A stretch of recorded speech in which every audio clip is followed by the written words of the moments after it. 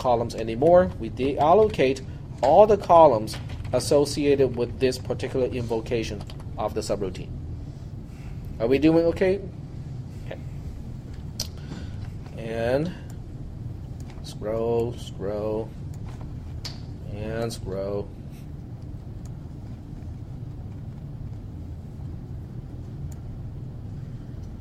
Okay. We're back to line 8. What does line 8 do? Line 8 wants to compute the product of R and N. R has a value of 2 at this point, because R refers to column D, and column D has a value of 2. N has a value of 3. 2 times 3 is 6. We use that to update R, which is column D. So column D is now updated to a value of 6. Are we doing okay? And then we end up on line 10 again. Line 10 is going to say, okay, let's look up the return line number so we know where to go back to. We're supposed to go back to line 15. And after that, we deallocate the columns associated with this particular invocation. And now we continue execution on line 15. What do we do on line 15? It wants to print the value of x. X is also column D. It has a value of 6 at this point. And in this class, we just say that we're printing the value of 6 on the screen. That's all we have to do. And then on line 16, it is the end of the subroutine. We have to look up the last return line number column, which is column C. It tells me we have to go back to post. And then we have to go back. Oops, I forgot. This is line 16. We have to go back to post. And then we deallocate those columns. And that concludes the trace of this program. Are we doing okay so far? Okay, let's just take a look at the role of X. Okay, what role is it playing in this particular program? There are only 2 names that we use in the subroutine. One is R, and R basically they all refer to X in this case. And the other one is parameter N. What purposes do each one play in the algorithm factorial? What does N do? Is N serving as input or output?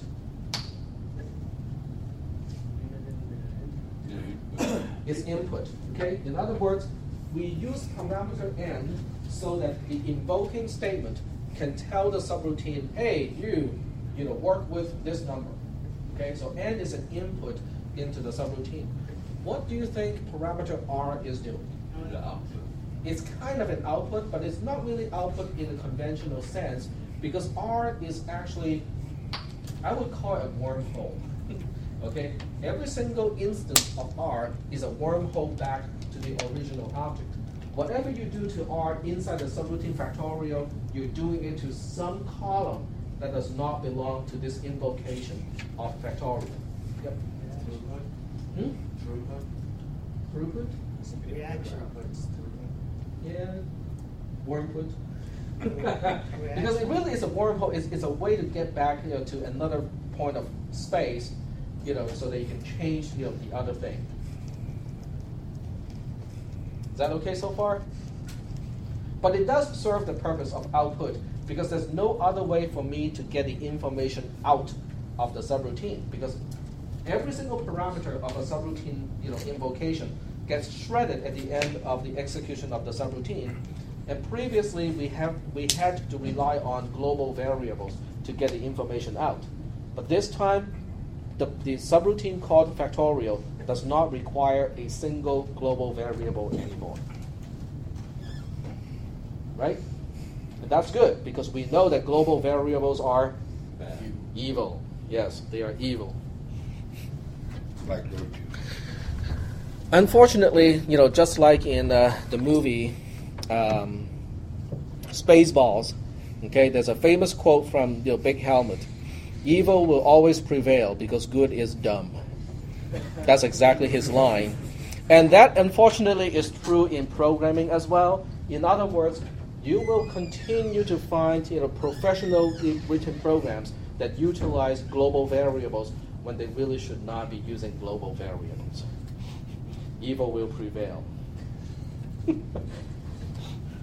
So it is up to you guys to really, it's a matter of discipline, okay? The programming language does not say that, oh, you cannot use global variables. Most programming languages will give you the ability to use global variables. And as a result, it is the discipline of the programmer, to really, think about it and say, okay, I don't want to use global variables. Even though it seems to be really convenient at the time, don't use it, okay? Use pass by reference parameters in place of global variables. Are we doing okay so far with that concept? Because it will just bite you later on, okay, if you use global variables. It seems like a good idea. It saves you a lot of lines, of code and stuff like that, but it will just kind of bite you, later on, because when your program gets bigger and bigger, it becomes harder and harder to keep track of the global variables. Are global constants okay? Global constants are okay because they're not being changed. The evenness of global variables is when you invoke a subroutine, you don't know who can potentially change a global variable. A constant is fine because it does not change. Yep. In this bit of code, why couldn't you replace R with X? Replace R with X because I don't want to. Well, because X is a local variable of main. Okay? When we use a local variable, there are two aspects, to it. The first aspect of a local variable is it is only visible within the subroutine that defines it. In other words, the column, which is column D, that corresponds to variable X, is always there. That says it all. Yeah, but I don't know how to refer to it from the subroutine called factorial because it can't see it. Because it cannot see the name. Right. Even though the column is there, it cannot see the name that refers to that column. Right. Okay? So that's why we cannot use X instead of R inside the subroutine. It's like if your office had a glass door on it and we could see you, but your name wasn't on the door to identify your office. It's more like, objects within the office. The names of the objects inside the office can only be known when you're inside the office. When we are outside of the office, the names of those objects cannot be known anymore. Are we doing okay with this? Okay. I think we're ready to talk about return values, okay, which is a pretty nasty thing to keep track of. It's an easy concept, from a certain perspective, but it is a difficult thing to kind of keep track of, especially in the case of tracing. So what we need to do, first of all, I need to point you guys to the proper module so you know what I'm talking about. Okay, so let's go to the subroutine part, and we're talking about returning values from a subroutine now. Okay, the third module in topic 9. Okay, so when you have time, definitely you should go ahead and read that module. We'll go ahead and talk about it. And before we need to get rid of this one, discard. That's something that that's not something that we worked on today, so we can get rid of that. And this is the last program that we worked with. The one thing I don't like about this program is I still need a local variable X. Now, what is the purpose of variable X in this case? To get the answer. To get the answer. So that I can link the result that I get back on line 14 to line 15, which prints it out. Are we doing okay so far? X is basically a named variable to link the result of the calculation of factorial to the print statement, so we can print the result of the factorial of 3 in this case to the screen or the printer or whatever. Okay? I want to eliminate the use of variable X. In other words, I want to say something like this.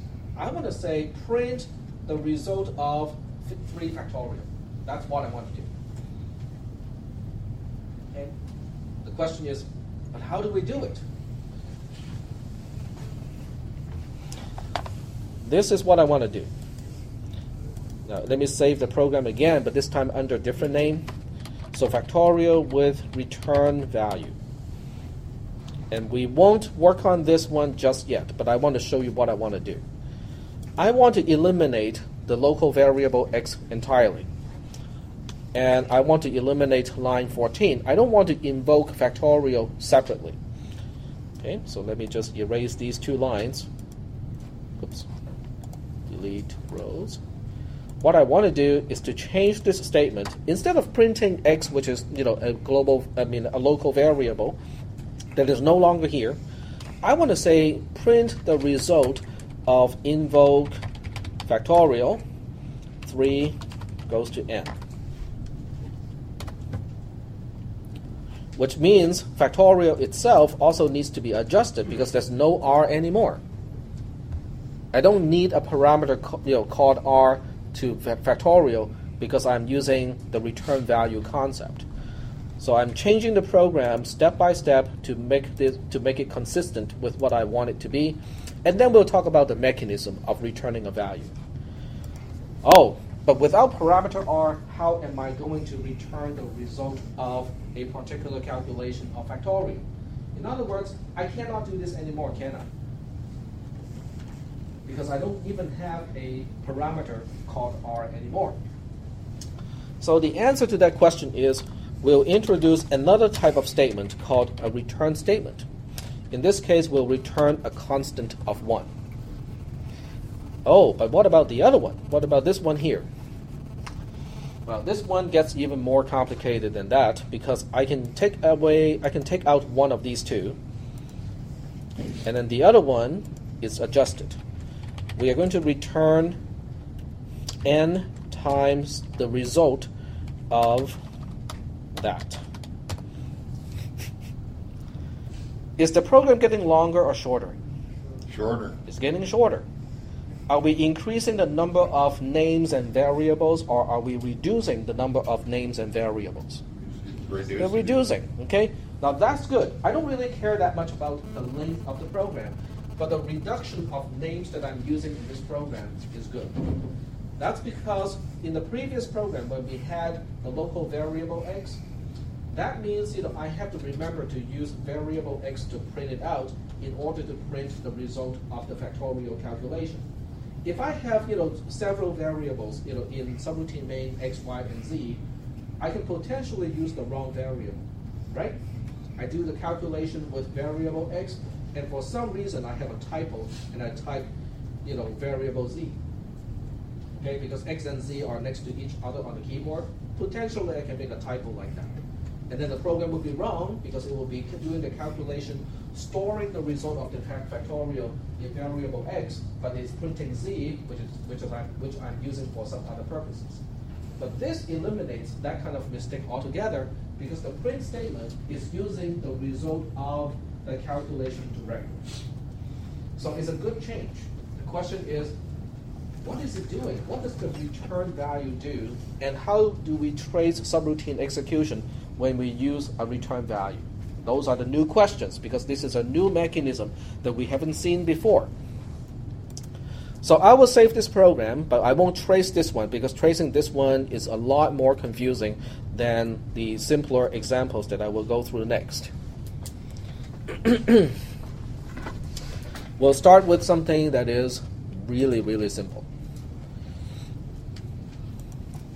Okay. I will define a subroutine. Define sub. Let's call this 5. Okay. There's a reason why a subroutine is called 5. Because this. Because it is returning 5. Okay. In other words, this is pretty much the simplest example I can make up in order to illustrate the concept of returning a value. Okay. Yeah, and outside of this,